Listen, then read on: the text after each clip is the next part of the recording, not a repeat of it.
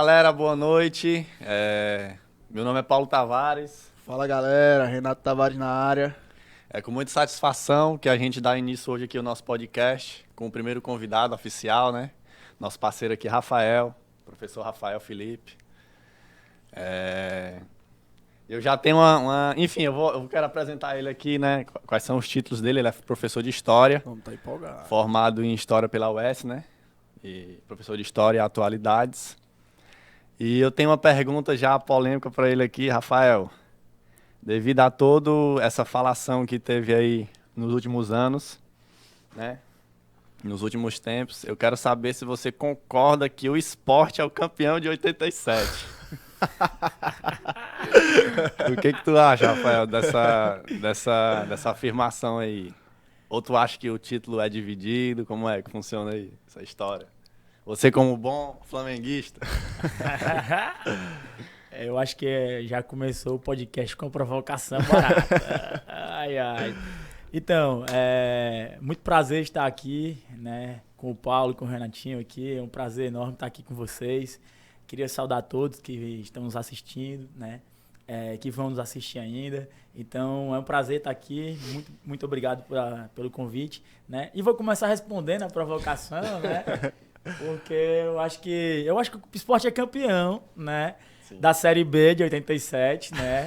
Um campeonato, inclusive, que não teve final encerrada, né? Inclusive, para quem não conhece a história, né?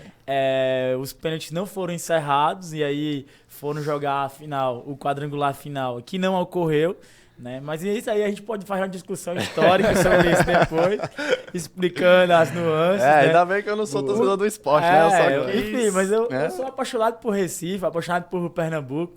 Mas o Sport é o campeão da Série B de 87, sim, com certeza, né? Da Série B, né? Série B. O Sport é campeão da Série B de 87. Meus amigos pernambucanos vão ficar tudo com raiva de mim, mas faz parte, né? Show de bola. Mas eu gosto. Sport rubro-negro, tá bom, tá ótimo de bola. Inclusive o cenário aqui, ó, foi em homenagem a ele, viu? A gente ficou sabendo que ele torcia Flamengo, aí a gente meteu aqui uma bandeira aqui do Flamengo aqui pra ele aí, viu? Foi tudo de propósito, Vamos pra sentir em casa, né? Pra ele se sentir em casa, pra ele ficar bem, né? E vamos lá, vamos dar início aqui, de fato, ao nosso tema, né? Que é a guerra aí da Rússia e da Ucrânia, tema aí atual que tá mexendo com a cabeça aí de várias pessoas, né? A gente vê noticiários, imagens aí chocantes. E assim, minha primeira pergunta é, de fato, de onde isso veio? Por que isso começou? Por que hoje a gente tem uma guerra entre essas duas nações? Acho que essa é a pergunta que deve começar qualquer discussão para entender sobre isso, né? Antes de começar a responder sua pergunta, vou apresentar um pouco da metodologia, né? Eu sou historiador por formação, sou professor de História e de Ciências Sociais, Filosofia e etc. E Atualidades. Então, assim, na minha ciência, especialmente, para a gente discutir um tema do presente atual, é um pouco mais complexo. A gente chama isso de história do tempo presente, né? A história trabalha normalmente com processos em transformações um pouco mais distantes, para ter um pouco mais de clareza do que está acontecendo. Então, talvez a minha análise hoje, daqui a 2, 3, 4, 5 anos, vá mudar e vá se desatualizar. Mas, enfim, né? E eu tenho uma leitura um pouco diferente, um pouco mais profunda do que é essa guerra, certo? Uhum. É preciso dizer que, na minha opinião, né, assim como algumas leituras que eu tenho feito, essa guerra é o que a gente chama de guerra híbrida, né? Daqui a pouco eu desenvolvo o que é a guerra híbrida para vocês entenderem melhor e o nosso público entender melhor. Mas essa guerra, o real motivo da guerra não é só um confronto entre Rússia e Ucrânia. Sim. Esse talvez seja a ponta do iceberg do que seja esse conflito, né? Para entender esse conflito, a gente tem que entender 3 coisas importantes que eu vou colocar aqui, algumas coisas que são pontuais para entender. Primeiro, né? Essa guerra, ela está relacionada com uma formação de um processo histórico-econômico, né? Que alguns chamam de geopolítica, que envolve transformação do deslocamento de mercadorias e deslocamento de capital, né? Para deixar bem claro como é que seria isso, né? A gente tem que voltar um pouco na história. Como eu sou historiador, eu vou voltar a recapitular algumas coisas aqui. No início do século XX, o Império Britânico, a época, o mais importante império do mundo, né? Ali, segunda Revolução Industrial, Inglaterra era a potência mais importante do mundo. Ela faz uma discussão e lança uma teoria, né? Que era contrário à criação de um grande eixo econômico, que seria a formação da Eurásia. O que é a Eurásia? É um conjunto de comércios que misturam a Europa Central, no caso principalmente a Alemanha, né? Passando pela Rússia e chegando à Ásia, né? Isso iria ali a formação da Eurásia. Por quê? Porque a Alemanha tinha a tecnologia do capital, e a Rússia teria os recursos materiais. A Rússia é um país continental gigantesco. Então, esse é o primeiro ponto importante. Desde o início do século passado, existe uma disputa comercial muito grande. Essa disputa comercial envolve disputas imperialistas, que foram motivos da Primeira e da Segunda Guerra Mundial. Então isso é importante entender, porque dessa disputa, dessa anulação de um comércio europeu, fez com que quase todo o comércio mundial, até hoje é assim, seja o comércio marítimo, por os principais canais, canal do Panamá, o canal de Suez, no Egito. Então hoje a transição mundial comercial, as principais relações comerciais mundiais são via marítima, né? As trocas comerciais, a inter-relação comercial, o processo de globalização tem a ver com esse processo. Então, acho que esse é o primeiro ponto importante. A dificuldade de remover capitais do eixo central. E o que é o eixo central do mundo hoje? Estados Unidos, né? Europa, União Europeia, né? E hoje um outro eixo que está se formando que envolve China, Alemanha e Rússia. Então, a guerra tem a ver com essa disputa de uma geoformação, uma geopolítica mundial de capitais. Então, essa é a primeira conta que eu apontaria, né? Só para citar alguns exemplos importantes. Hoje, cada vez mais, existe uma troca comercial entre China e Alemanha, né? Existem vários trens que saem da China e fazem comércio direto com cidades como Frankfurt, Berlim, Munique. Ou seja, há transações comerciais diretas que envolvem China e Alemanha. Então, esse é um primeiro ponto importante para discutir a guerra, é uma geopolítica mundial, que envolve transferência de capitais, e envolve formação de novos impérios, como o Império Chinês, como o próprio Império Russo, e outras formações seria a formação do que eu falei da Eurásia. Então isso é uma coisa que pouca gente está apontando, mas depois eu posso citar quem é que aponta essa discussão. Por exemplo, aqui no Ceará o professor Fábio Sobral, que é um economista muito importante, faz essa discussão. Então, acho que esse é o primeiro ponto. O segundo ponto para entender essa guerra é uma mudança, e essa é uma mudança socioeconômica importante, na capacidade produtiva energética. Isso é um ponto importante. Por quê? Porque a gente está falando de uma discussão que daqui a 2, 3 décadas vai se transformar. Hoje a base energética mundial é o petroquímica. Daqui a 3, 4, 5 décadas, talvez, provavelmente não seja mais petróleo, seja gás. E aí nós estamos falando de uma potência em exportação, tanto de petróleo quanto de gás, que é a Rússia. Então, envolve o segundo elemento importante, que é o elemento da mudança geopolítica e geoeconômica da produção energética do mundo. E a terceira, que eu acho que essa é a que vai trazer para os momentos atuais, que é o que as perguntas vão se envolver em relação a isso, este conflito vem de quando? Se origina quando? Que é o que eu acho que é a sua pergunta que eu vou chegar lá para discutir. Então, para entender esse conflito atual, tem que entender duas coisas importantes. A primeira, a desconstituição da União Europeia, da União Soviética, em 1990, 1991, quando está se destruindo o Estado Soviético e está se reformando as novas repúblicas no governo de Gorbachev. A Ucrânia e a Rússia eram países únicos dentro da União Soviética. Isso é uma unidade anterior a isso, desde o Império Romanov do século XVIII, do século XIX, né? Ucrânia e Rússia eram a mesma coisa, são o mesmo povo, tem uma formação étnica muito próxima entre os dois, né? Uma língua muito próxima, muito próxima entre as duas, né? Inclusive está sendo uma forma de diferencial social. A questão da língua, a gente pode depois chegar a comentar sobre isso, né? Existem vários processos que na guerra é uma questão importante, né? Mas especificamente é uma língua muito parecida, né? Eu até estava comentando isso com os alunos nas perguntas que fizeram, por exemplo, seria mais ou menos o português de Portugal, o português do Brasil, essas questões assim. E o desmembramento da União Soviética, nos anos 90, tem a ver com uma nova geopolítica mundial, né? E aí, para entender um pouco sobre isso, tem que entender o quê? A formação da Guerra Fria, né? A disputa bilateral entre Estados Unidos e União Soviética, que tem a ver com formações de dois grandes blocos. Um bloco comandado pela União Soviética, que era o bloco do leste europeu, principalmente dos países que fizeram revoluções socialistas, e um bloco pelos Estados Unidos, que em 1949 construiu a Organização do Tratado do Atlântico Norte, a OTAN. 49. Então, a formação da OTAN foi um núcleo militar formado para combater o comunismo. Naquela época, uma ameaça constante ao Império Americano, né? Ao Império Estadunidense. Então, essa guerra ela tem um motivo histórico, social, que envolve esses três aspectos. O aspecto geopolítico, o aspecto econômico, que tem a ver com a economia mundial, que move a economia mundial. Afinal, hoje mesmo, né, está situado numa situação em que a Petrobras aumentou em 18,77% o petróleo, aumentou o preço do gás, então vai estourar o preço do gás no Brasil, vai estourar o preço da gasolina, vai estourar o preço do óleo. Então, esses são reflexos importantes dessa guerra, né? Que a gente vai apontar depois como é que esse caminho for. E aí, claro, né? Existem alguns aspectos políticos que a gente vai entrar nas discussões daqui a pouco, o Putin, o que é a Ucrânia, como a Ucrânia se dá, mas esse aspecto geral, esse aspecto mais global de como são aspectos que pouca gente tem chamado a atenção, mas eu acho importante para entender. Claro, né, é óbvio que existem aspectos regulares. O quê? Em 2014, né, para situar e depois eu vou entrar nas perguntas depois, em 2014 houve um processo interno na Ucrânia, né, que envolve uma discussão política interna da Ucrânia, e aí haviam dois grupos importantes na Ucrânia, um grupo pró-Rússia e um grupo pró-Ucrânia, né? Esse movimento interno à Ucrânia foi importante para relacionar com a guerra atual, né? E depois eu posso entrar nessa discussão mais especificamente. Show de bola, Rafael. Primeira explanação aí foi... A gente já consegue se situar bem, né? E assim, quando tu falou desses movimentos que apareceram na Ucrânia, a gente vê muito os movimentos que são de extrema direita, né? Aqueles movimentos que até é mais ligado ali ao nazismo e tal.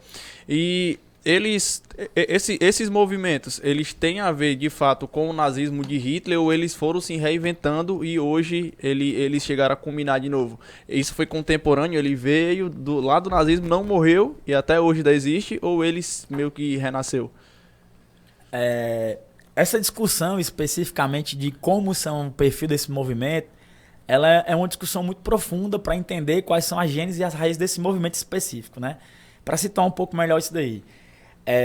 Após 1945, quando a Segunda Guerra Mundial acabou, havia toda uma discussão do mundo em o que foi e quais são os requisitos, né, do nazismo, né? Entendendo o nazismo como um movimento que permitiu a chegada de Hitler ao poder, da Alemanha nazista, né, que cometeu atrocidades e mais atrocidades, né, o Holocausto, etc.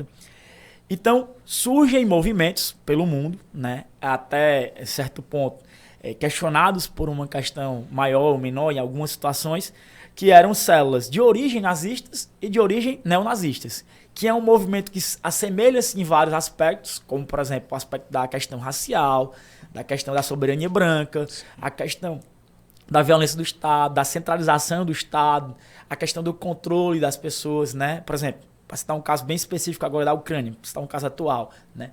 Existe uma problemática hoje dos refugiados ucranianos, né? Que a Ucrânia hoje tem, em média, 30 mil refugiados que são de origem afro, né? E eles estavam com problemas de atravessar as fronteiras, né? A ONU apresenta hoje que existem cerca de 1,2 milhões de refugiados ucranianos, né? Desses 1,2 milhões, 30 mil são de origem afro, né? De origem africanas, né? Inclusive um grupo nigeriano muito forte, né? A Nigéria hoje fez uma declaração dizendo que vai fazer uma operação para tirar os refugiados nigerianos de lá. A Ucrânia recebe migrantes nigerianos, enfim, migrantes. A Europa recebe muitos migrantes africanos, né? Então há um problema em relação a isso. Então, o que são essas células? Essas células são células, né? Alguns chamam de neonazistas ou cisnazistas, né? Então existe uma discussão de o que são esses grupos. Existe esse grupo, né? Esse grupo tem a ver com um movimento importante, né? Entre 2012 e 2014, no leste europeu, né?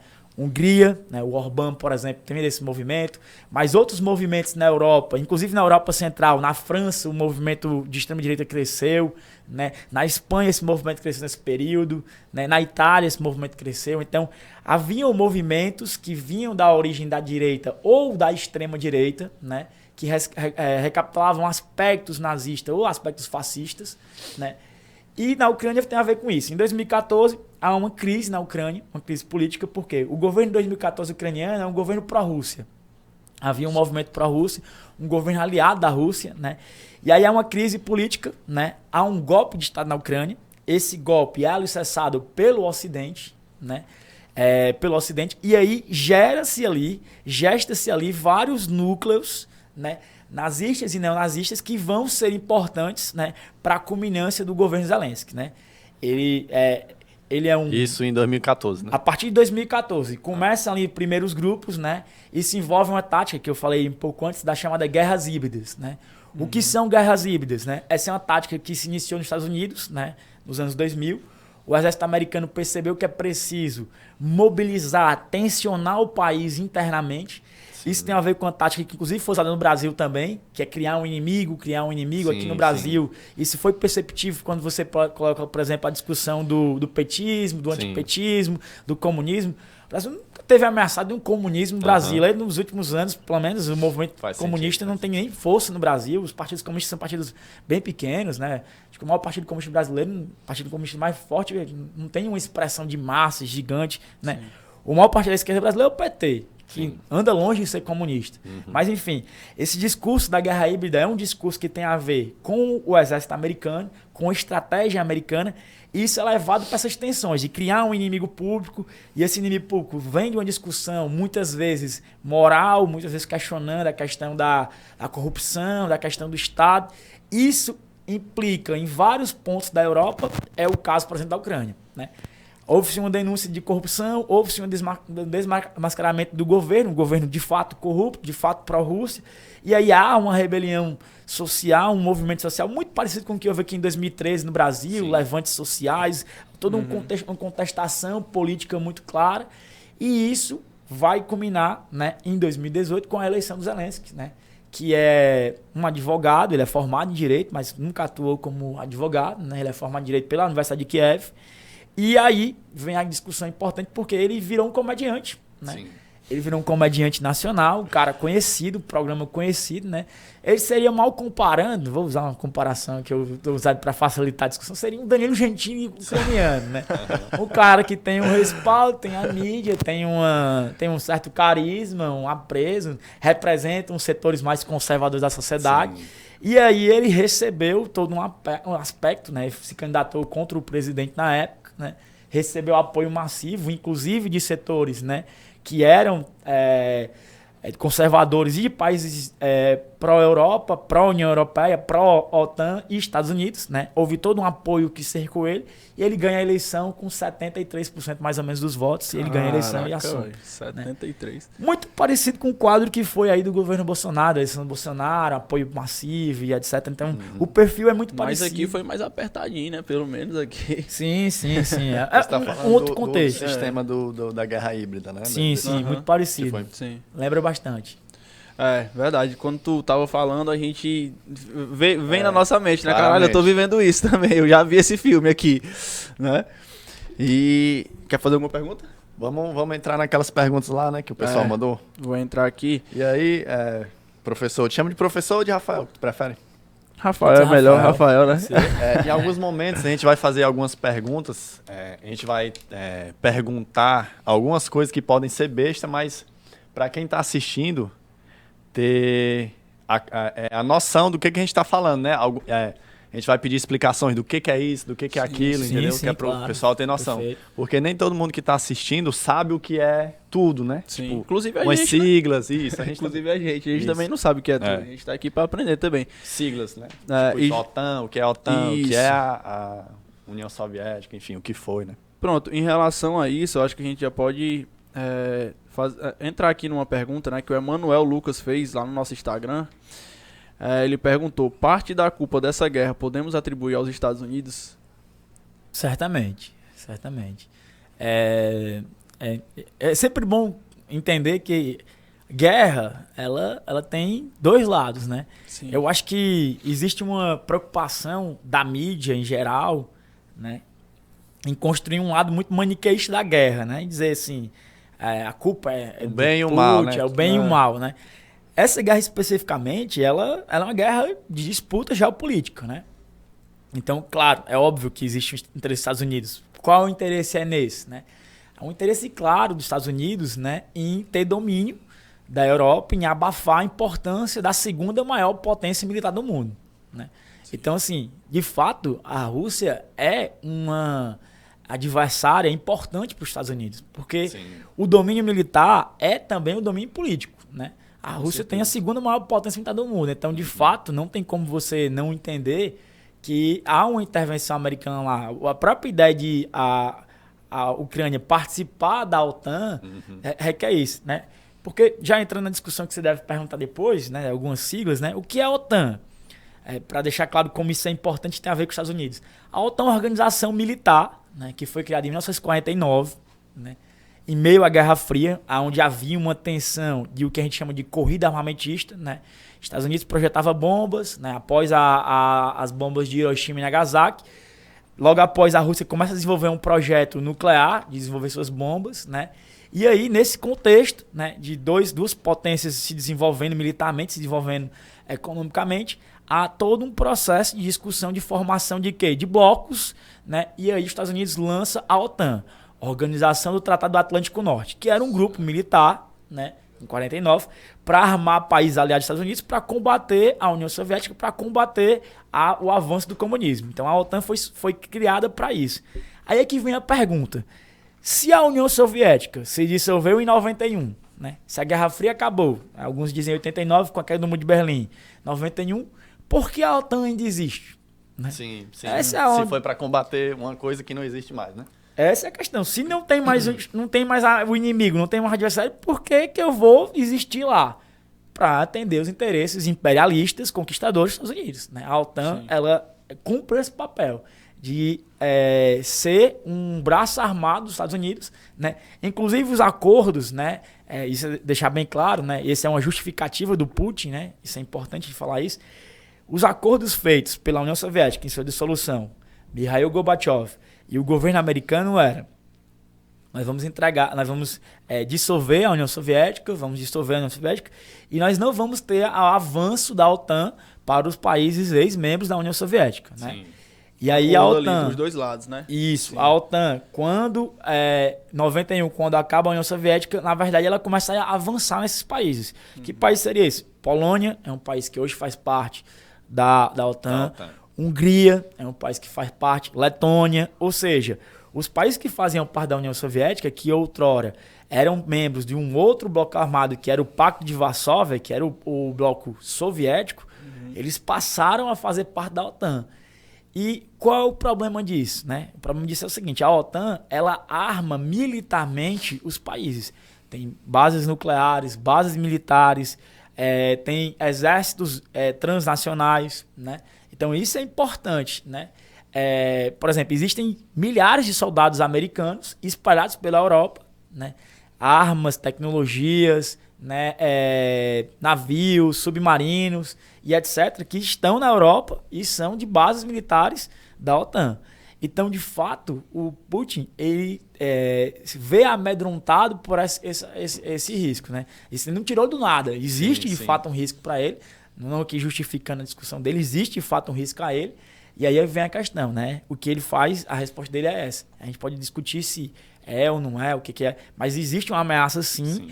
E, de fato, a OTAN faz parte de uma expansão sobre a Ucrânia. Então, é uma expansão contra a Rússia, né? De fato, é verdade. A verdade é que na guerra não existe um lado inocente de fato, né? Eu acho que é muito difícil você pegar uma guerra e que um lado vai ser o bem, o outro vai ser o mal, e ali aquele desenho animado ali que a gente está acostumado, a gente cresceu vendo, né?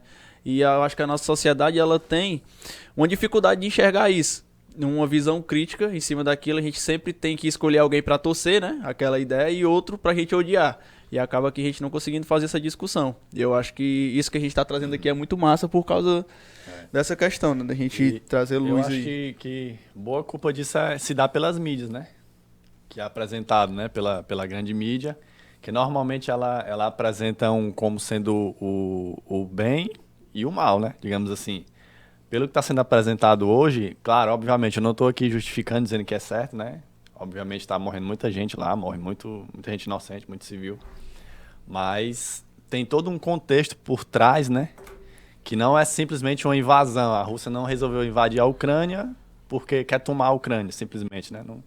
Não é só isso, né? E aí tem até uma pergunta aí que o Fábio fez que entra muito nesse assunto aí. Deixa eu ler aqui. Faz aí a pergunta. Que é a seguinte, ó: o que o mundo diria caso a Rússia estivesse cercando os Estados Unidos com suas bases, como a OTAN faz hoje, né? Essa é uma boa discussão. Assim, né, na minha disciplina, na minha ciência, é difícil eu falar sobre o contrassenso, o que não existe, né? Mas o que eu posso pegar de exemplos históricos e mostrar isso é o seguinte. Em meio à Guerra Fria, nos anos 60, quando Cuba, né, que fica ali a 200 quilômetros dos Estados Unidos, mais ou menos 200 quilômetros dos Estados Unidos, né? Ou seja, fica no terreiro dos Estados Unidos, ali do lado dos Estados Unidos, né? Sim. Quando Cuba fez uma revolução contra um ditador, né? E aí torna-se depois socialista, que a revolução ela não tem um caráter inicial socialista, mas ela vai tornando-se socialista por um problema do embargo econômico, as limitações de exportação. Então, os Estados Unidos tenta fazer conjunto de sanções que tem a ver com embargo, né? Que depois a gente pode entrar nessa discussão do que é sanções, como isso acontece. Sim. Então, ele abafa isso daí, e aí Cuba, para proteger, resolve instalar ogivas militares, né, dentro de Cuba. E aí gerou um episódio marcante nos anos 60, chamado Crise dos Mísseis, né? Que quase respondia uma terceira guerra mundial, uma guerra nuclear, né? Que aí, em resposta a isso, os Estados Unidos instalou mísseis na Turquia, e aí a Turquia também ao lado do Império Soviético. Uhum. E aí tá toda uma discussão geopolítica, né? Havia uma iminência de uma guerra, né? Uma guerra nuclear, né? Então essa é uma questão importante, né? Que envolve uma discussão importante. Show de bola. Tu tocou aí na questão da guerra nuclear, né? E a gente também tem uma pergunta aqui do Robson Duarte. Ele perguntou, tem chances da Rússia usar a sua força nuclear? É uma boa discussão. Assim, tem chance? Tem. A Rússia tem um arsenal nuclear muito, muito grande, né? Penso eu que, pelo menos pelo que a gente tem apurado até agora, que tem percebido, que não é a opção que o Putin vai querer fazer. Até porque uma guerra nuclear iria ter consequências drásticas, né? Uhum. Iriam ter consequências brutais, né?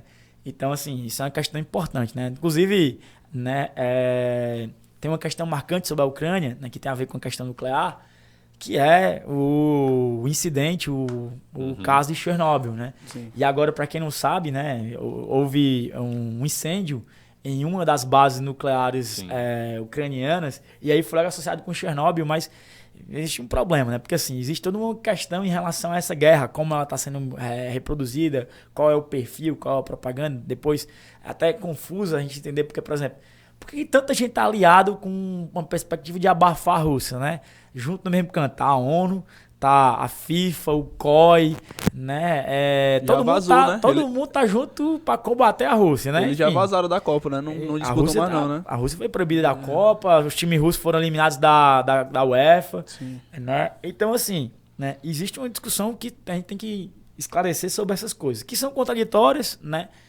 Eu acho que um país que está em guerra, que oprime, que contra isso, deve ser eliminado sim, porque o esporte tem um papel de confraternização, então eu sou contra, né? Mas a Rússia é contraditória em todos os sentidos, né? A Copa do Mundo vai ser no Catar, que é uma ditadura sanguinária que, enfim, né? Mas é uma contradição que está aí.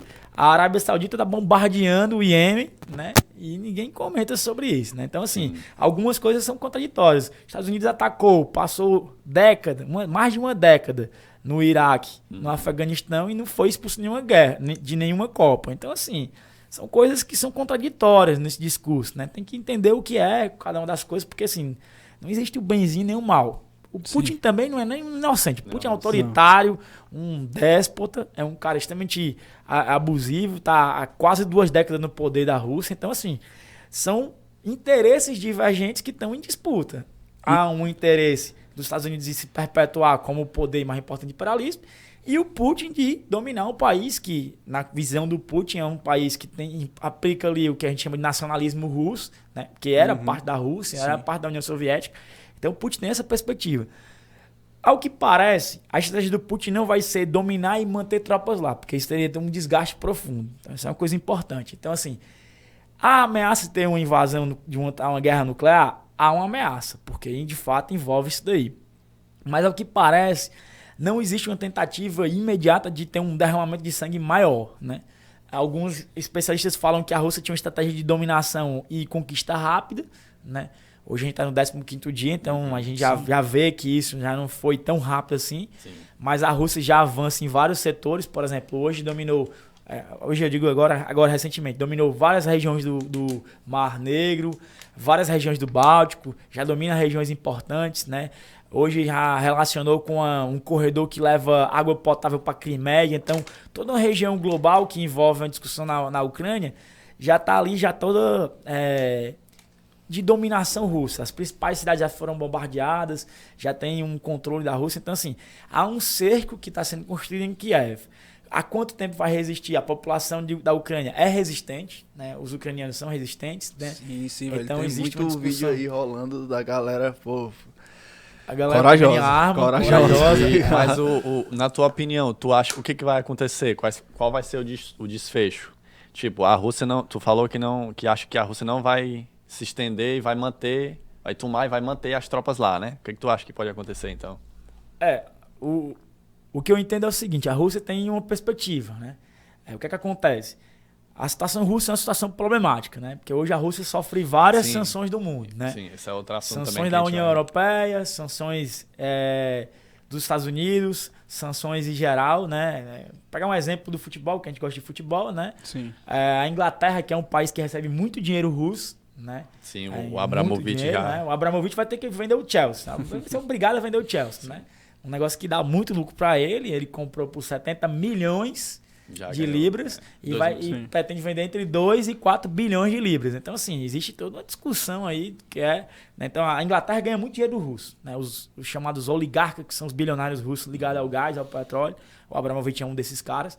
Então, assim, tem toda uma discussão que envolve esse cenário geral, né? Mas o que acontece? O que eu entendo? A Rússia não vai, depois de que ela fez tudo isso aí, não vai abrir mão de algumas coisas, porque senão ela vai receber sanções gigantescas, então o Putin não vai abrir mão de algumas coisas, né? Hoje, no dia de hoje, foi a 4ª rodada de negociação, ela não avançou, né? Não avançou para um desfecho da guerra, né? Essa guerra pode durar muito tempo, né? A Rússia participa, por exemplo, da guerra na Síria e já está com quase 10 anos a guerra na Síria. Então, assim, o que eu entendo é o seguinte: imagino, e aí eu estou fazendo a imaginação aqui, que a Rússia pretende tomar Kiev, né? Isso não sei quanto tempo vai ser, porque de fato, né, há uma resistência muito forte, há uma discussão de como vai ser, então a guerra terrestre é problemática, mas quanto mais ela demorar, pior vai ser para a própria Rússia, porque vai ter os embargos, vai ter o combate, né? O próprio gasto, né? O gasto, o custo de uma guerra, né? As sanções e etc. Né? Então, assim, existem problemas. Mas, ao mesmo tempo que esses problemas existem, né? A Rússia, ela abrir mão do que ela fez para ter uma guerra, para combater esse processo, né? E aí seria problemático para ela, a Rússia, né? Então, não sei até que ponto, né, a elite russa, né, que hoje é muito próximo do Putin e do Estado do Kremlin russo, ela vai abrir mão de algumas coisas. Ao mesmo tempo, não sei até que ponto Kiev vai conseguir proteger, até que ponto o Ocidente não vai intervir diretamente. Né? Pode existir? Pode. Seria uma guerra em proporções, né, talvez gigantescas. Talvez abrir uma brecha para uma outra guerra mundial, um relojamento das guerras, das forças. Né? Porque, assim, ainda está muito cedo. Né? 15 dias de guerra parece muita coisa. Porque são milhares de pessoas morrendo, são milhares de pessoas refugiando, né? São centenas, são ataques, né? São casos e casos, né? Mas, assim, isso é uma coisa importante de entender. A guerra tem isso. A guerra é um processo mais desumano que existe, né? A guerra é desumana totalmente, né? E aí eu vejo algumas notificações, as coisas que a mídia faz, né, que não fazia antes. Por exemplo, aquele jovem, semana passada, russo, que foi alimentado e chorou, ligou para a mãe. Sempre existiu em guerra, né? Acusação eu vi hoje a acusação de que os soldados estupraram uma menina lá. Sempre existiu, isso vai existir, né? Esses casos existiram no Iraque, existiram no Afeganistão, essas denúncias. Isso tem a ver com essa tentativa de criar um monstro, né? A guerra é o processo mais desumano que existe. A guerra é algo totalmente desumano, né? Envolve limitar liberdades, envolve destruição de seres humanos, né? De tecnologias, de tudo. Porém, tem uma coisa que eu queria deixar bem claro. A guerra é algo muito lucrativo, né? Existem pessoas que vão ganhar, estão ganhando agora e vão ganhar muito com guerra, né? O capitalismo do século XX, ele teve lucros absurdos após a Segunda Guerra Mundial. Se você pegar a taxa geral de lucro dos países, né, que ganharam a guerra, Estados Unidos, né, a parte central da Europa, o lucro foi absurdo, né? Porque reorganizou toda uma comunidade, toda uma engenharia de produção industrial, né? Reconstrução civil, né? Tecnologias militares, medicamentos, enfim. A guerra causa um prejuízo naquela circunstância, mas ao mesmo tempo abre toda a perspectiva de reconstrução de país, acumulação de capital, riquezas. Então, assim, isso a gente tem que compreender o quanto é importante, né? Uma guerra do ponto de vista do capitalismo, a acumulação de riqueza. Loucura. Guerra é lucro. Loucura. Eu não nem imaginava que dava lucro, tipo, que esse era um dos objetivos, né, digamos assim, né? Sim. Nem imaginava que... Cara, assim, tipo, eu acho que aonde tem gente perdendo, se lascando ali, vai ter alguém ganhando em cima daquilo. Então, inclusive numa guerra... E assim, Rafael, tu citou guerras no Iraque, na África. Por que tu acha que essa guerra, Rússia e Ucrânia, choca tanto o mundo? E essas guerras no Iraque, na África, é só por povos? É só por ser na Europa? É só por ser branco do olho azul ali? Por que tu acha que choca tanto o mundo e essas outras não? O primeiro aspecto é o que você disse, né? São povos etnicamente brancos, europeus. Então, acho que essa é a primeira resposta que... tem que ficar claro, né? Uhum. Os ucranianos e os russos são etnicamente brancos, em sua maioria, né? Não que sejam todos brancos, mas a primeira coisa é essa, né? Tá tendo guerra na Somália, há poucos dias atrás, né? Houve bombardeio francês na Somália. Ninguém nem foi notificado, ninguém sabia sobre isso. Ninguém sabe. Não passa na mídia, né? O Iêmen está sendo atacado pela Arábia Saudita, uma guerra. O Iêmen é apoiado. Uma base do Iêmen é apoiado pelo Estado do Irã, né? E há uma guerra, uma disputa que não é uma disputa simples, né? Então, é uma disputa ali Irã-Arábia Saudita, então existe uma discussão geopolítica também naquela situação ali. Oriente Médio, velho, desde quando eu me entendo por gente que eu nunca vi Oriente Médio sem guerra, na paz ali. E aí, isso inclusive tem a ver com as coisas que a gente podia depois pensar, como o futebol atende essas coisas, né? O PSG, por exemplo, é parte de um projeto, o Manchester City é parte do projeto da Inglaterra de novo aí, os bilionários que vêm de outros lugares para lá. Que inclusive essa galera tá chegando no Brasil, né? O dono do Manchester City tá querendo comprar o Bahia, se eu não me engano, né? Perfeitamente. Tá uma parada que tá crescendo aqui. Então, a primeira coisa que eu diria é isso, é uma guerra na Europa. A guerra na Europa é branco envolvido, tem uma centralidade na Europa. E uma segunda coisa, que essa guerra, especificamente, é uma guerra de um núcleo central que é contra o eixo central do capitalismo mundial, que é os Estados Unidos. Né? Envolve o inimigo dos Estados Unidos. Então, quando envolve o inimigo dos Estados Unidos, isso tem a ver com aquilo que eu comecei de guerra híbrida. A guerra híbrida, o primeiro projeto da guerra híbrida que foi começado foi contra o terrorismo. Né? Você criou um inimigo global. Quem é esse inimigo global? O terrorismo. Então ali você coloca Saddam Hussein, você coloca Iraque, Afeganistão, você bota todo um globo ali, né? E aí isso envolve outros grupos hoje, o Talibã e etc, o Estado Islâmico, ou seja, é o terrorismo. Então você cria um inimigo, né? Que é muito fácil dizer que é um inimigo, porque é outro povo, é uma outra cultura. E isso fez crescer no mundo ocidental, né? Toda uma discussão contra, né, os islâmicos. Então você pega qualquer pessoa comum, né, que não tenha a mínima ilustração, que sabe nem o que é islamismo, associa islamismo com terrorismo. Então, assim, ficar bem claro, a guerra tem essas proporções midiáticas, visuais, primeiro que é uma guerra no mundo contemporâneo, porque também tem essa discussão, né? Redes sociais, né? Tecnologia muito rápida, acesso, informação. Fake news, né? Fake news, perfeitamente. Então, primeiro, a gente está nesse mundo globalizado tecnológico, então isso é uma coisa importante.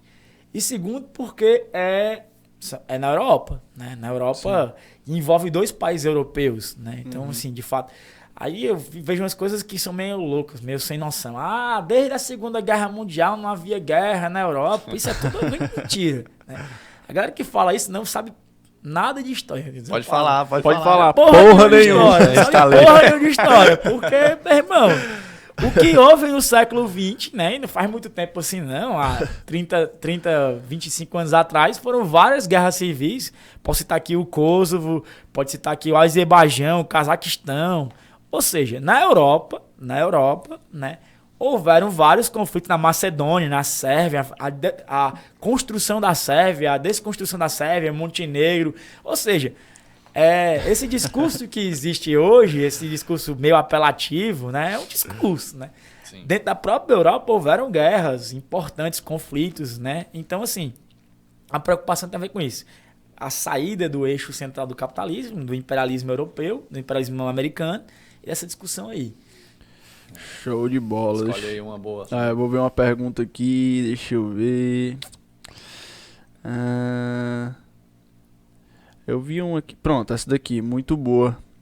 O Neilson que fez, Neilson Monteiro, nosso parceiro aí. Por que dos Estados Unidos ainda não mandarem reforços para a Ucrânia? É uma boa questão, uma muito boa questão. Acho que a preocupação maior... Deixa eu só te interromper, Rafael. A gente fala os Estados Unidos, mas... Porque a OTAN é praticamente, Sim. digamos assim, né? Seria a OTAN, no caso, né? Ou seria falar? Existe uma preocupação global, né, de uma guerra maior. Isso é uma coisa que tem que ficar clara, né? Por que não... Os países não... Por que a OTAN... Se junta todo mundo e dá um pau na Rússia, né? Por que a OTAN não envolveu-se na guerra, no conflito, ainda não entrou lá e botou as tropas? Eles estão mandando tropas, estão mandando armas, estão mandando mantimentos. Né? Hoje, inclusive, já um deslocamento de uma guerra aérea, que o papel é que fique em bases na Polônia. Então, são caças que chegaram lá. Hoje, inclusive, a Rússia começou a usar um novo caça que não tinha usado ainda. Então, existem algumas coisas aí importantes, né? De se localizar. Qual o problema disso? Qual seria a proporção da guerra? Né? Sim. Uma guerra nuclear para o capitalismo hoje, né, talvez não seja tão lucrativa, porque a guerra é lucrativa, mas na guerra nuclear a gente não sabe qual vai ser as consequências disso, até que ponto a gente vai destruir, né? Então, Chernobyl até hoje não planta nada, não tem nada lá, né? Inclusive tem uma série muito boa, né, que dá para assistir, uma série da HBO fantástica que faz discussão sobre isso, sobre o que foi o acidente e os processos e os erros da União Soviética e tudo mais. Mas enfim, existe um temor de uma guerra em relação a isso. E isso tem algumas coisas que devem ser entendidas. Por quê? A Rússia está muito isolada, mas ainda existem aspectos importantes. Por exemplo, vou pegar o caso, ainda não entrou nessa discussão, queria entrar para perceber isso, as sanções, né? Sim. A Rússia hoje sofre com pressões de sanções do mundo inteiro, da União Europeia, dos Estados Unidos, né? De grupos pró-Estados Unidos, né? E o mundo todo. Isso tem a ver com o cancelamento de tudo. O sistema bancário mundial, né? Os 7 maiores bancos da Rússia foram tirados do sistema mundial de bancos, né? Do sistema financeiro. O maior banco da Rússia está sendo vendido uma ação a $0,01, né? Isso nas bolsas europeias. Então, assim, nós aí comprando, não é não? Botar um dinheiro nessa... não sei se seria... te chamar que dizer que tu tá... Tu é pro Putin, apoiando Putin, Eu aposto nos times do Egito, no Bet, por que eu não posso comprar uma ação dessa aí? Corrida de... corrida de galgos. O cara aposta no Bet, no Pirâmide, time lá do Egito que ninguém conhece, né? Quem sabe, né? Vai que depois recupera esse dinheiro, né? Vai que, né?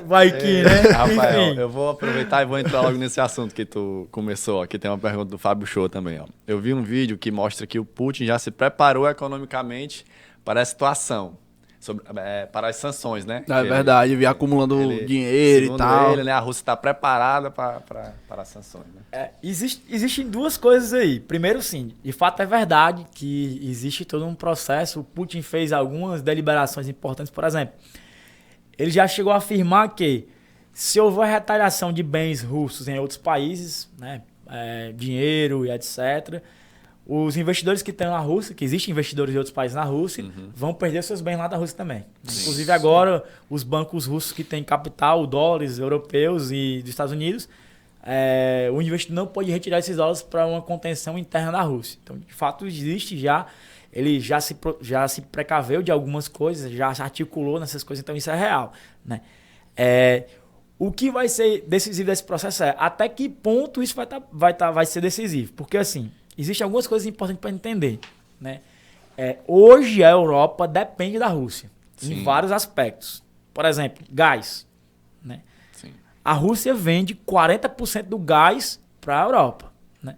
A Alemanha, inclusive, né, é um país que é extremamente Dependente da né? Rússia. Na Alemanha esse número chega a 60%. Então, assim, é um caso bem específico. E o que é foda lá é porque é pra manter a temperatura, né? Se não tem gás, a galera... Se não tem gás, tem gelo. Aí vai gelar, agora vai morrer de frio, né? Enfim, o gás é necessário, fundamental. Sem o gás, existe problema. Inclusive, um gasoduto que liga Moscou a Berlim, Rússia, Alemanha diretamente, que o gasoduto é super importante. Uma semana antes da guerra começar, a Federação Internacional das Indústrias Alemãs, ela discutia fazer um segundo gasoduto.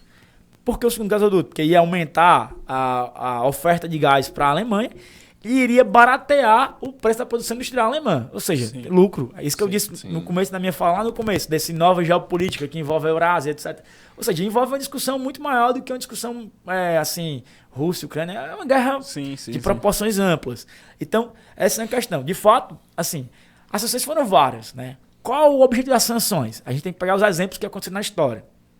Venezuela, Cuba, Irã, todos esses países sofreram algo muito parecido. De uma forma direta ou indireta, houveram sanções, né?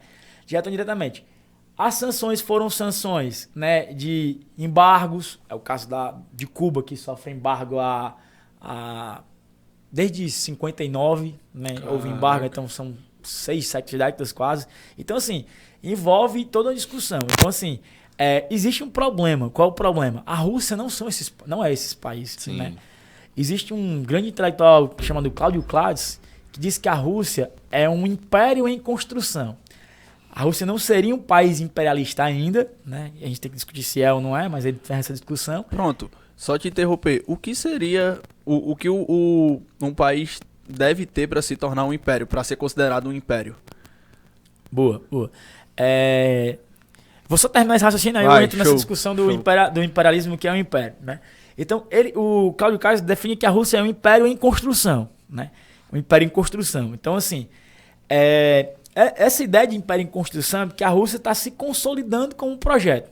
Para pegar algumas coisas importantes, por exemplo, entre 10% e 15% dos adubos, os fertilizantes internacionais produzidos no mundo, vem da Rússia. 30% do trigo mundial é russo. 40% do gás mundial, do gás da Europa, pelo menos, é russo. Então, assim, a Rússia tem uma acumulação de riqueza forte, né? Dentro do processo dos commodities, do fornecimento dos commodities. Então, isso é importante, certo? Então, esse é um aspecto importante. A Rússia não é a Venezuela. Sim, então, e o mundo depende muito mais da Rússia do que desse... Da Cuba, da Venezuela, né? Isso. A importância da Rússia em relação a esses países é diferente. Então, assim, até que ponto vão sustentar, não sabemos. Aí eu vou entrar na discussão que você levantou depende aqui. muito do quanto que vai se estender, né? Depende do processo que vai vir. Se a guerra vai ser mais rápida, se vai ser mais lenta, qual vai ser a dinâmica da guerra, qual vai ser o rearranjamento, né? E aí eu vou entrar depois numa discussão que eu queria entrar para fechar essa discussão das sanções, que é a resposta russa e acordos que ela vai fazer, principalmente com a China, que eu comecei falando sobre isso. Hoje, né, eu recebi uma matéria aqui em inglês, tô começando a aprender a ler em inglês algumas coisas, e eu recebi uma matéria, o ministro das Relações Exteriores chinesa falou que a China não concorda com as sanções impostas à Rússia e vai comprar produtos russos. Ou seja, aquilo que eu falei, é um projeto importante, né, que envolve uma discussão muito mais ampla, né? E a China também é um cachorro grande aí também nesse... Uma potência. Existe um projeto, né, só para fechar essa discussão, que envolve uma discussão maior, existe um projeto do presidente da China, para pegar essa discussão, né, que envolve aquilo que eu falei no começo, de transformar o mercado interno chinês. Hoje a China teria mais ou menos, né, 300 milhões de pessoas que seriam o que a gente pode chamar de uma classe média, que tem um padrão maior de consumo, uma classe média, né? Desde 2008, quando a China percebeu que o eixo central do capitalismo entrou em crise, Estados Unidos, aquele problema lá das imobiliárias e tudo mais, ele projeta que até 2030, 2035, ele vai levar esse número para chegar na casa de mais ou menos 900 milhões, 1 bilhão de consumidores. Ou seja, uma classe média de 1 bilhão de pessoas. A China tem 1 e 4, né? Então é muita gente, né? Se isso chegar, nós vamos chegar a uma proporção de 1 bilhão de pessoas que seriam consumidores. Ou seja, mudaria o processo interno chinês, que envolve essa discussão que a gente está falando aqui. Por quê? Porque a China deixava de ser um país produtor de produtos para ser produtor e consumidor de produtos. E a China precisa de quê? De recursos. Onde é que tem recursos gigantes? Na Rússia. Então, assim, não é uma discussão menor isso, é uma discussão que é estratégia. A gente não percebe, às vezes, essas coisas porque fica distante da gente, mas o presidente chinês tem a ver com isso. E aí, claro, né, eu entro na sua discussão seguinte: o que é imperialismo? Imperialismo tem duas conotações diferentes de imperialismo, em formas diferentes, tá? Mas imperialismo é quando as macroeconomias, as grandes economias mundiais, em volta de uma discussão financeira, do mercado financeiro, do capital financeiro, promovem discussões de avanços imperiais, formação de grandes impérios. Hoje, né, existe um imperialismo global, né, de vários países de formas diferentes, algumas com intervenções, outras sem intervenções, influências de empresas, influências políticas, influências culturais.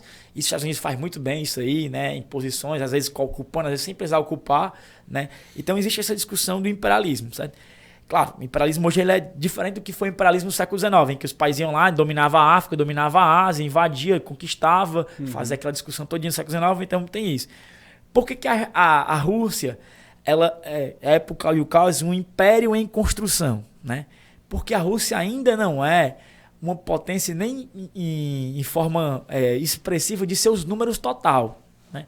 O PIB russo hoje, a Rússia está entre os 10 países mais ricos do mundo, o PIB russo hoje é muito parecido com o PIB brasileiro, que é um PIB em retração. O Brasil está passando por uma crise, né, que não vem de hoje, é uma crise desde 2012, 2014, 2016.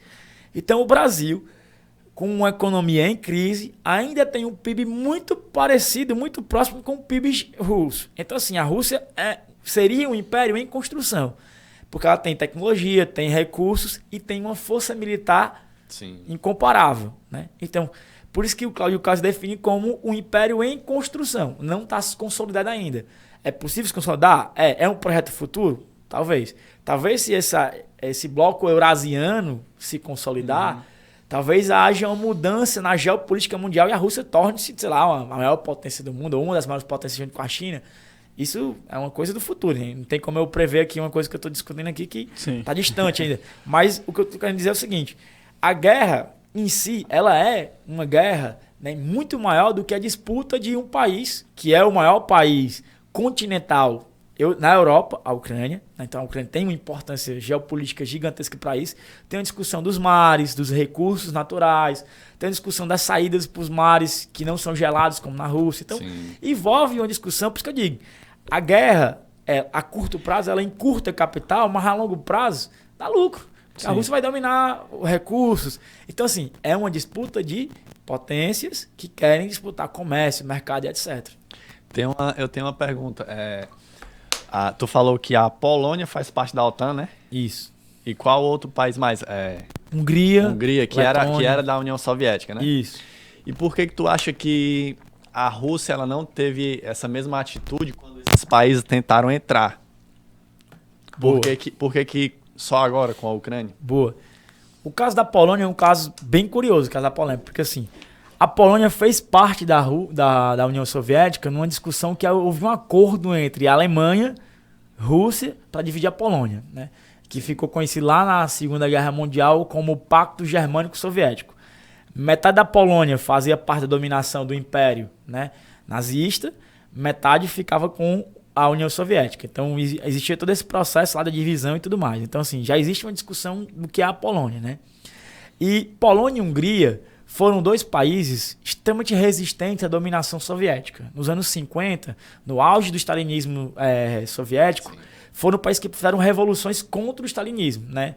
As revoluções húngara de 1956, salvo engano, e a Revolução Polonesa também contra a União Soviética. Então assim, a relação de Rússia, né? No caso, Rússia representando a União Soviética, e esses dois países é uma relação mais distante.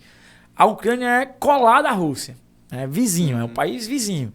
E outra coisa, a formação étnica, né? Eu disse, a língua deles é a mesma, a formação étnica é a mesma. Então, assim, se entende que são o mesmo povo. O Putin e a questão financeira? Tipo, a questão da passagem, tem a questão do mato, falou. Sim, tudo isso envolve, né? Envolve uma discussão. A questão geográfica, a questão econômica, ela tá tudo nessa discussão, né? E aí tem outra coisa, né? O Putin hoje e o exército soviético, a estrutura do Estado hoje, ela é muito mais forte, né? A Rússia, quando isso aconteceu com a Polônia e com a Hungria, a Rússia não estava na situação específica que ela está hoje. Nos anos 90, são anos bem problemáticos, né? São anos em que a Rússia vinha de um processo de declínio da dessovietização, então levou uma crise profunda. Então hoje a Rússia se encontra num patamar melhor. Então, assim, são situações históricas um pouco diferentes, o contexto hoje, né? Talvez se fosse hoje a entrada da Hungria, da Polônia, talvez isso. Mas, assim, é uma justificativa do Putin, é um discurso do Putin, né? Que ele já apontou o que ele quer para negociar um cessar-fogo, né? Sim. Ele já apontou o que ele quer. Se vai... Eu acho que é uma coisa que é meio que ilusória, mas enfim.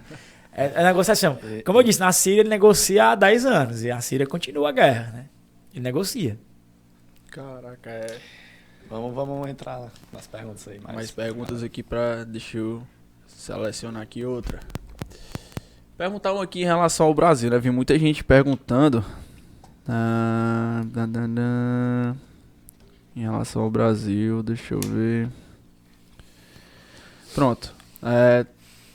Eu não vou saber quem é. MCL. Maria Clara, eu acho. Maria Clara. Deve ser. Pronto, a Maria Clara. É tua aluna, né? Deve ser. Tem um aluno, um ex-aluno teu que estudou. Parece que tu foi professor dele no Ângelos. Como é o Igor? É o Igor, meu parceiro, o Igor Carvalho.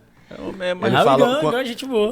Quando eu postei a tua foto, né? Aí, mas eu conheço ele e tal, meu professor. Rapaz, o bicho é famoso. Sala de aula. É conhecido aí. Ó, a Maria Clara aqui perguntou: o Brasil tem algum tipo de participação? Participação, né? De participação, acho que ela quis dizer de consequência pro Brasil. Tem várias, né? Várias consequências, né? A começar pelo exemplo de hoje. Hoje a fila que parecia que tava pra abastecer o carro, né? Botei de 6,47. É engraçado, a gente tá correndo pra abastecer de 7 conto, né? Como é que faz um negócio desse? Já começa por aí, assim, existe um problema em relação a essas coisas, né? Preço do petróleo, disparo do petróleo, etc. A parada que ele citou dos pesticidas, né? Fertilizantes, né? Rolou aí que o Bolsonaro foi lá e tal, rolou até aquela ideia lá que ele foi pra parar a guerra. Deu certo, não. Isso envolve coisas importantes, por exemplo, existe uma certa confusão na atuação política do Brasil, como muitos casos, né? Em que o presidente fala uma coisa e a atuação é outra, né?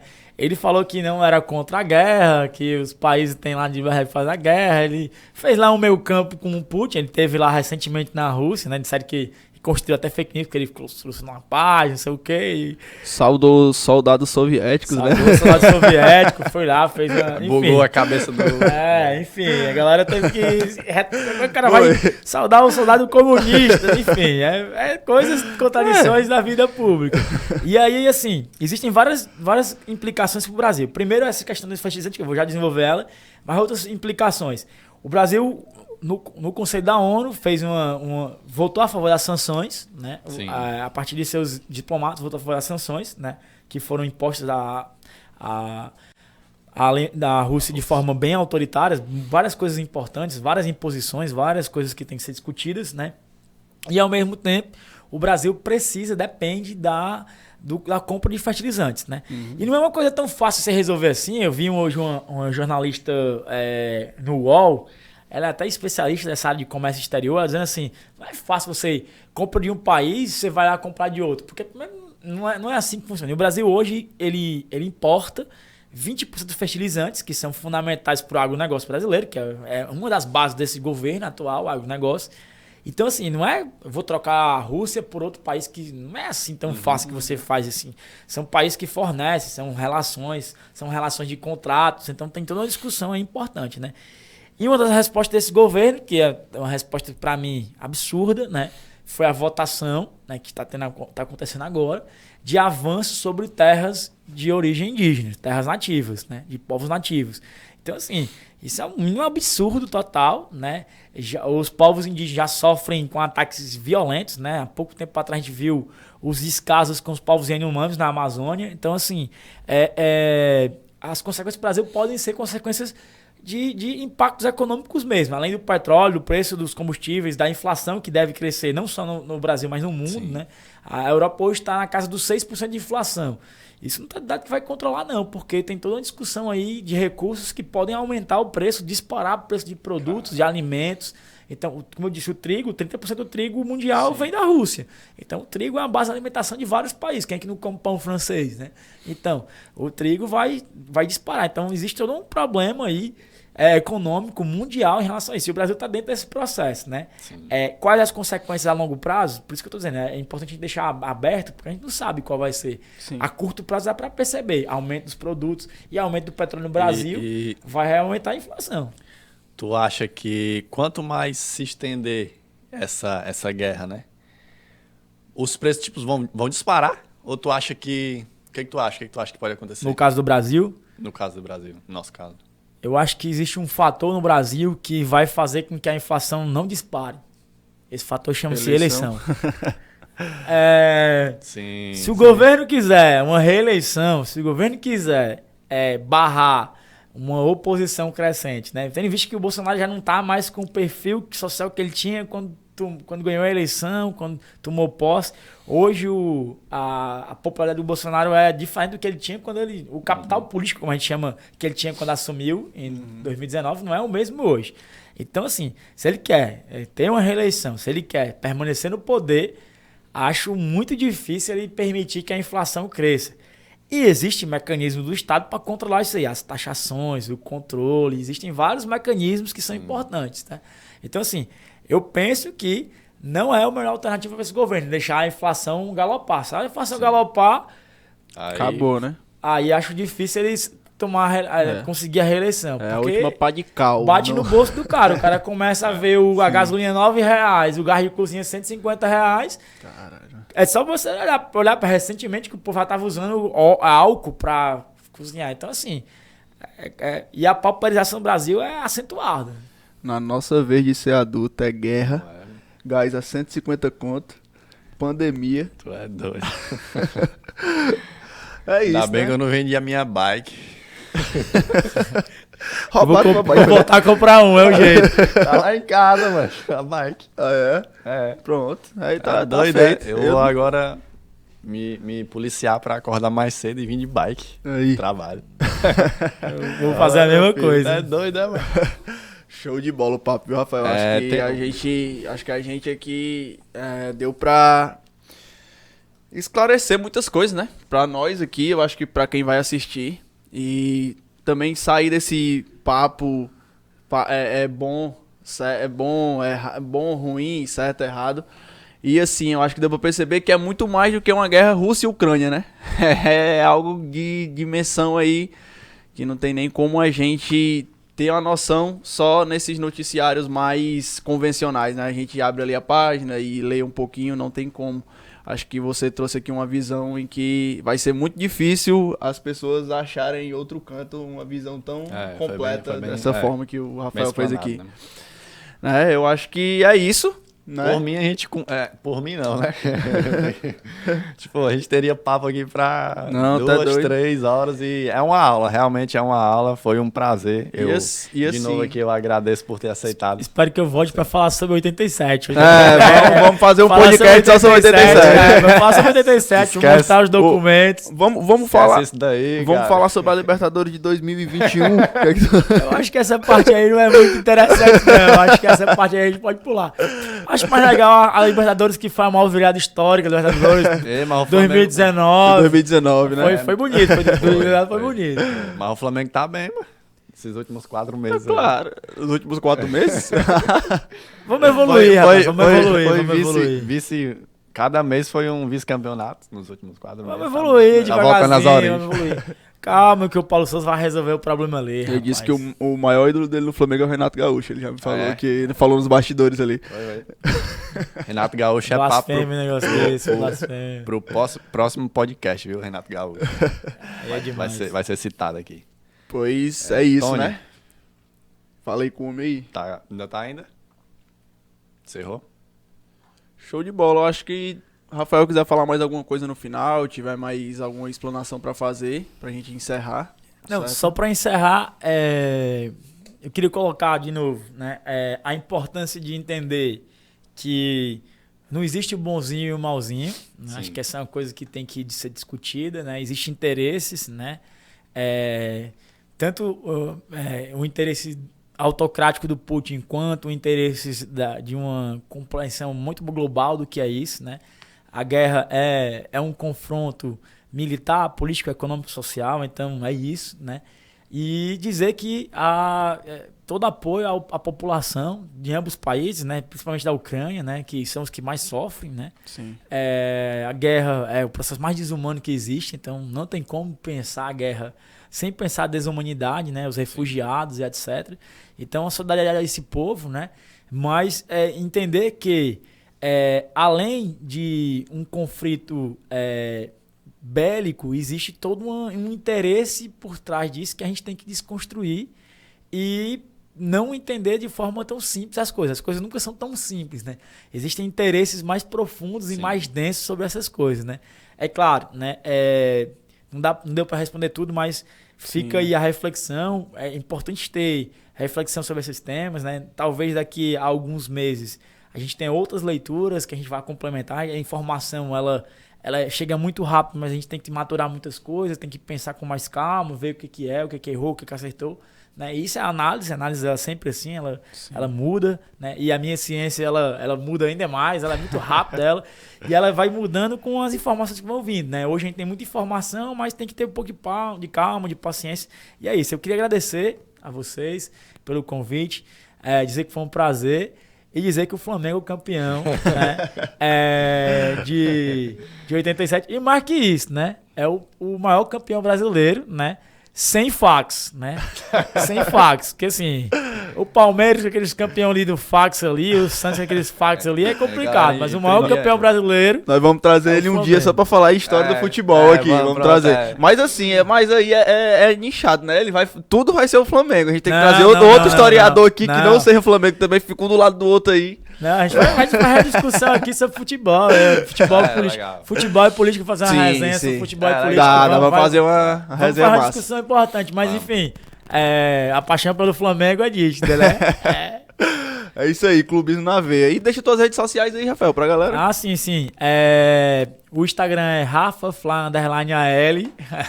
RafaFla_AL, né? RafaFla, já pessoas. RafaFla_AL, o Rafael Felipe, né? Então, quem quiser, de vez em quando eu posto alguma coisa, né? Sobre essas coisas, né? E claro, né? Hoje estou trabalhando mais focado mesmo na discussão de algumas questões importantes, né? Pretendo depois fazer um vídeo explicando mais sobre a guerra, algumas consequências, até porque eu quero ter um pouco mais de calma de que vai ser as consequências mais globais. E isso, né? Estou escrevendo um texto sobre a guerra depois que eu li, para preparar isso aqui, para pesquisar algumas coisas. Estou escrevendo um texto também que eu vou postar depois do texto, tentar publicar em alguma revista sobre isso. Show. Caraca, muito bom. E é isso aí. Novamente agradecer ao Rafael por ter aceitado, né, esse convite. E a gente teve alguns problemas aí. Enfim, esse vídeo vai sair depois, não foi uma live.